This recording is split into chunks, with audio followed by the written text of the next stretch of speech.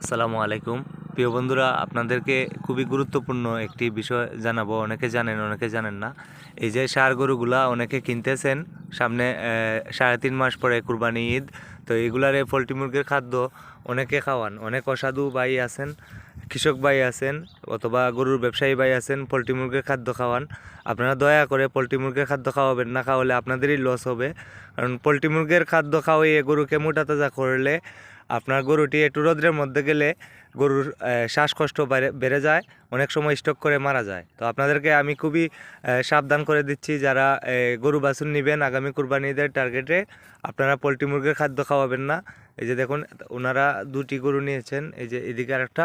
তো আপনাদেরকে, যারা অনেকে কৃষক ভাইয়েরা আছেন, অনেক মানুষে সল্লা দেয়, মানে বুদ্ধি দেয় তাদেরকে পোলট্রি মুরগির খাদ্য খাওয়ানোর জন্য। খাওয়ানোর পর গরুকে মোটা তাজা করেন, তারপর হাটে নিয়ে গেলে স্টক করে গরু মারা যায়।